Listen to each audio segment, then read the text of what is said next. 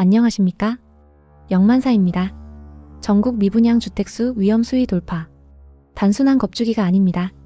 정부의 공식 통계가 비명을 지르고 있습니다. 지난 12월 29일 국토교통부가 발표한 11월 주택 통계에 따르면 전국의 미분양 주택은 여전히 심각한 수준을 유지하고 있습니다. 특히 우리가 주목해야 할 것은 악성 미분양이라 불리는 중공후 미분양입니다. 다 지어놓고도 주인을 찾지 못해 불 꺼진 유령 아파트가 무려 1만 2천 호를 넘어섰습니다. 조선일보의 1월 5일 자 보도에서도 이 문제를 집중 조명했습니다.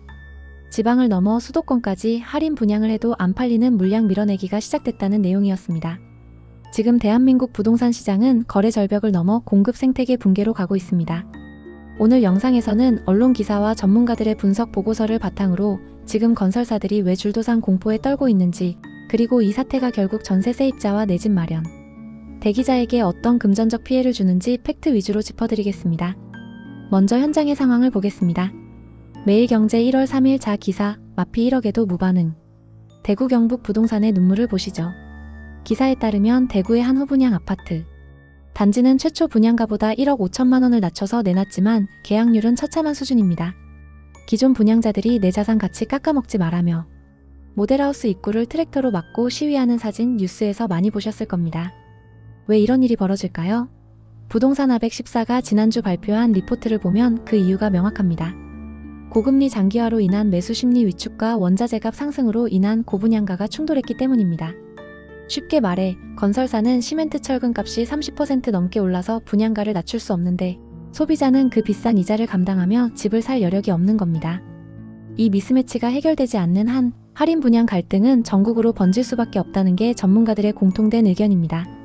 이 미분양 사태 뒤에는 더 무서운 괴물이 도사리고 있습니다.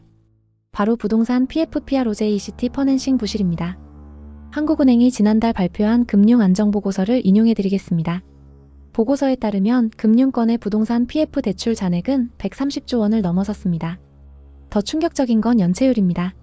증권사와 저축은행의 PF 연체율이 위험 수위를 넘나들고 있습니다. 우리는 이미 태형건설 워크아웃 사태를 통해 건설사가 무너지는 것을 목격했습니다. 그때는 정부가 급한 불을 껐지만 지금은 상황이 다릅니다. 한국경제신문의 1월 7일 자사설에서는 이렇게 경고합니다. 4월 위기설은 옛말, 이제는 상시 위기다. 한계 기업에 대한 옥석 가리기가 늦어지면 건실한 건설사까지 흑자 부도를 맞을 수 있다. 건설사가 아파트를 짓기 위해 빌린 돈을 분양 대금으로 갚아야 하는데 분양이 안 되니 못 갚습니다. 돈을 빌려준 저축은행도 같이 망합니다. 이것이 바로 지금 대한민국 경제를 위협하는 PF발 경제위기 시나리오입니다. 그렇다면 건설사가 망했을 때 내 돈은 안전할까요? 많은 분들이 HUG 주택도시보증공사가 보증해주니까 괜찮아라고 생각하십니다. 하지만 KBS 뉴스의 최근 심층 보도를 보면 현실은 다릅니다. 보도에 따르면 HUG의 분양 보증 사고액이 역대 최대치를 경신했습니다. 문제는 시간입니다. 건설사가 부도나면 HUG가 개입해서 돈을 돌려주거나 다른 시공사를 선정할 때까지 최소 수개월에서 1년 이상 공사가 중단됩니다. 그 기간 동안 여러분이 낸 중도금 대출 이자는 누가 갚나요? 입주 날짜에 맞춰 전세금을 뺐는데 들어갈 집이 없어진다며? 그 금융 비용과 주거 불안은 오롯이 입주 예정자의 몫입니다. 또한 1월 8일자 법률신문에 실린 칼럼을 보면 신탁 등기가 된 미분양 아파트에 전세로 들어갔다가 보증금을 날리는 사례가 급증하고 있습니다. 건설사가 자금이 급해 신탁사의 소유권을 넘긴 집을 마치 자기 집인 양세입자를 들여 보증금을 가로채는 미분양 깡통 전세 사기입니다. 이런 집은 경매 넘어가면 세입자는 1순위가 아니기 때문에 한 푼도 못 받을 수 있습니다. 더 암울한 것은 미래입니다. 지금 건설사들이 다 망하고 아무도 집을 짓지 않으면 어떻게 될까요? 주택산업연구원이 1월 초 발표한 2026년 주택시장 전망 보고서를 보시죠. 보고서는 2024만 2025년 인허가 및 착공 물량이 급감했기 때문에 2027년 이후 심각한 공급 부족이 발생할 것이라고 경고했습니다. 집은 빵처럼 바로 구워낼 수 없습니다. 짓는데 3년이 걸립니다. 지금 짓지 않으면 3년 뒤에는 들어갈 새 아파트가 없습니다. 전문가들은 이 시기를 집값 2차 폭등의 뇌관으로 보고 있습니다. 공급이 없으면 결국 가격은 다시 뛸 수밖에 없으니까요. 지금의 미분양 사태가 역설적으로 몇 년 뒤의 집값 불안을 예고하고 있는 셈입니다. 그렇다면 앞으로 집값은 계속 폭락할까요?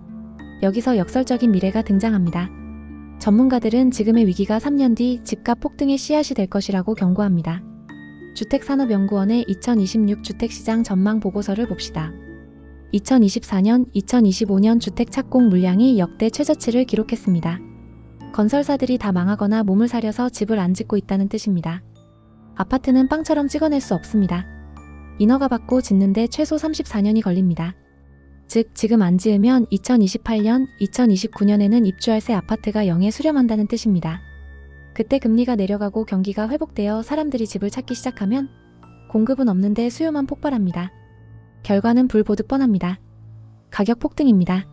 지금 미분양이라고 비웃던 그 아파트들이 3년 뒤에는 부르는 게 값인 귀한 몸이 될 수 있다는 소름 돋는 시나리오입니다. 정리하겠습니다. 2026년 1월 현재 미분양과 PF 위기는 실제하는 공포입니다. 정부는 PF 대출 만기를 연장해주고 세제 혜택을 주며 연착륙을 시도하고 있지만 시장에서는 터질 게 터지고 있다는 냉정한 평가가 지배적입니다. 이런 시기일수록 여러분은 돌다리를 두드려야 합니다. 2026년 1월 우리는 부동산 시장의 가장 어두운 터널을 지나고 있습니다. 하지만 터널의 끝은 반드시 옵니다. 그때까지 살아남기 위해 마지막으로 생존 체크리스트를 정리해드립니다. 첫째, 청약이나 분양권을 살 때는 시공사 리스크를 확인하십시오. 도급 순위만 믿지 말고 최근 워크아웃설이 도는 기업인지 뉴스 검색이라도 해보셔야 합니다. 둘째, 신축 빌라나 미분양 아파트 전세는 신탁 등기를 반드시 확인하십시오. 등기부등본 갑구에 수탁자 5호 신탁이라고 적혀 있다면 뒤도 돌아보지 말고 나오십시오. 굳이 위험한 도박을 할 필요가 없습니다. 셋째, 무주택자라면 공급 절벽이 올 3년 뒤를 대비하십시오. 지금 당장 집을 사라는 게 아닙니다. 시장이 공포에 질려 던지는 급매물, 경매 물건을 유심히 지켜보며 기회를 노려야 합니다. 위기는 준비된 자에게는 기회이고 방심한 자에게는 재앙입니다. 오늘 영상의 내용이 여러분의 소중한 보금자리와 자산을 지키는 데 도움이 되었기를 바랍니다. 앞으로 더 좋은 영상으로 여러분을 찾아뵙도록 하겠습니다. 감사합니다.